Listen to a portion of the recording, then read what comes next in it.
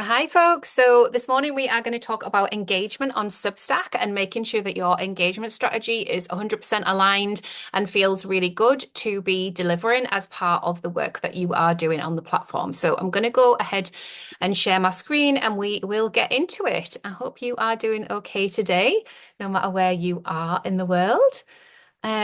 So engagement on Substack, what do we mean by that? Now, engagement can come in lots of different places. We have Substack chat, we have the comments on our posts, and we also have Substack notes. There can also be ripples of engagement when people share our work, and that will lead towards the snowball effect and then the avalanche effect of lots of new readers getting to see your work. So I've had one with a client this week, which has been so beautiful. Kendall has been doing a gorgeous work in the world. We've been working together on her clarity of messaging. And a couple of people got behind a note that she'd published, including a couple of really high profile people, one really famous writer, and it's brought 400 new aligned subscribers into her space. So you'll notice that I'm using the word aligned a lot because it's so important. We can't just scattergun our engagement approach. We need to be aligned with the right people, and then everything is going to feel really good in terms of what we're doing and how all of the energy is coming back and how things are being received. So in terms of comments on posts, if I go with the most recent open post, that was an engagement thread. So this one, for example. So this has just been published. Make your publication more accessible. It's open to everyone. So I have the opportunity to share that multiple times on notes. It's had 50 likes already. This is an act of service to the community. So this is really important. If I want to ask for more engagement, which I did in this post, then I simply tell people that's what I want. So I have to use the language to say, I'd love to hear from you in the comments. So I'm saying, hopefully it's in service to you all. Um,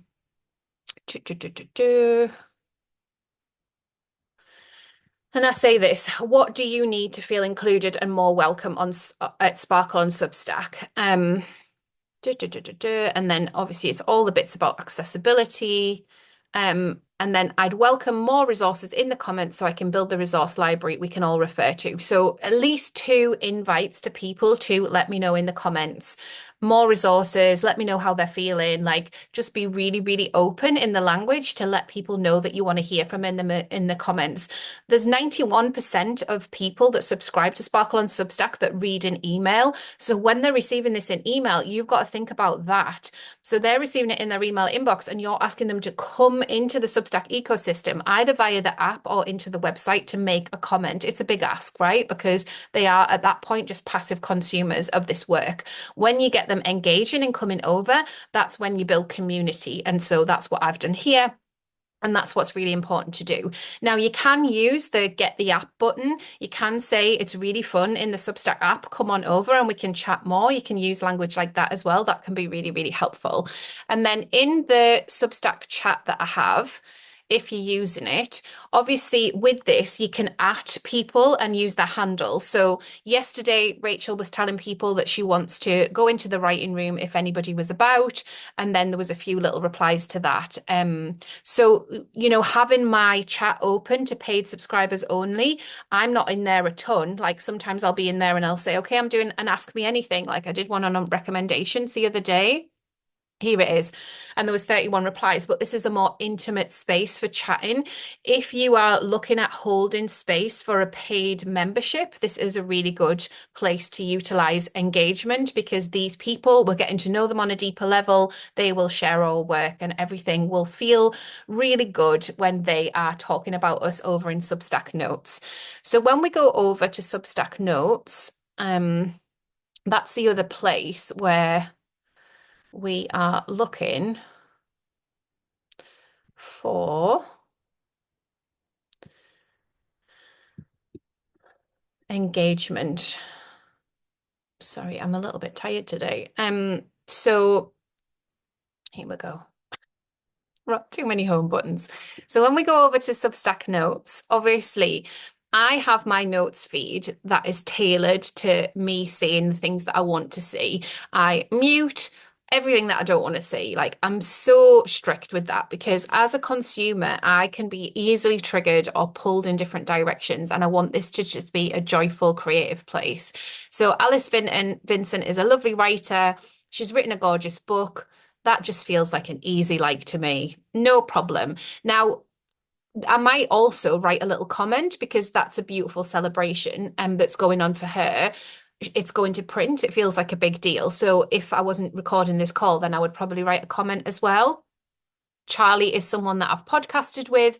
Again, it's a really easy like. Louise is one of my diamond members, easy like. Cheyenne is one of my diamond members, easy like. So can you see that I have this tailored so that it works for me in terms of understanding the other people that are on here?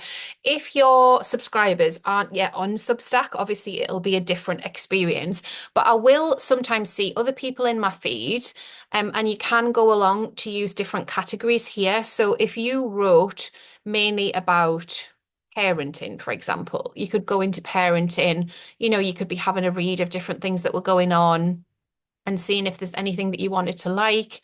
I mean, this is beautiful. I would probably easily give that a like. Little read, make sure I haven't liked anything bonkers while I'm recording this, but there's so much opportunity to just scroll through these categories and just be teaching the algorithm what it is that you want to see in your homepage if you don't want to see the people who already subscribe to you because they're not on there yet. Not that you don't want to see them, they're just not there yet. So that's another thing to think about. Now, when you are chatting on notes, I would see your response as the continuation of a conversation. So this is really important. The idea would be that you would be continuing the conversation that the person started, or you would be starting a conversation, and then you would be open for people replying in the comments as well. So you can have a think about the best ways to do that. I also treat my comments in that way as well. So if I take you into my other publication, and then I'll just get that. This was a really interesting one. So the header was, I'm curious, do you know the playlist for the movie of your life? And I wanted to really get into people's like psyche and subconscious here and really get them thinking about how they're taking up space with this. So I think, this is a more personal chit chat than it would be on any other posts. And you can see like it's a little bit of a conversation here. That can feel really good to do. And then remember, people start remembering you and remembering those interactions. They mean something, the meaningful and aligned interactions. Over in recommendations, the other place that I talk about a lot in terms of recommendations. So these are all the Substacks that are recommending me, and then these are the subscriptions that it's generated, free subscriptions. And then obviously I've recommended those as well because I do recommend them. So those are publications that I genuinely think are useful and in service to my members. So Catherine, she's one of my diamond members. She's a beautiful artist. Something about her work just kindles our joy of inner child, loveliness. It's just a really, really nice space. So I have no issue at all recommending Catherine. Beth Kempton is a really soulful writer. She hosts a membership here. We've worked together, just a complete aligned fit there. Molly is someone who's been on my podcast. She lives up the road in Scotland in a tiny home. She has lots to say when it comes to choosing an alternative path, which I love. David teaches writers how to write. So he's very cool. I've been on his podcast. Clover is a gorgeous memoir writer. I've worked with Clover. It all feels very easeful. So obviously, when you're looking at this, you might be saying, well, Claire, but I don't have any of those people yet. They will be coming. So it's just about you being really aligned with, if you've read Elizabeth Gilbert, if you've read Emma Gannon, recommend their Substacks because that's going to teach the Substack algorithm where to place you when it comes to different things in terms of the back office. So when somebody comes to subscribe to Substack, so they're on the Substack app and they decide to press the subscribe button, they're going to have at least 3 recommended publications and some people to follow. That's already checked. So they have to uncheck that if they want to uncheck it. So we're trying to get you in a position where you are promoted in that space. And that's what's happened in terms of how I've received those recommendations. So I think I'll leave it there for now. But obviously happy to answer any questions that you have. Be human, be heart-centered, don't be an ego, just be 100% present with the people who are coming into your space, check out who is liking your work. You know, do you want to go over to theirs and recommend their work? If you're starting small, that could be a nice aligned action to start with. Okay, well, I will chat to you again really soon. Take care, folks.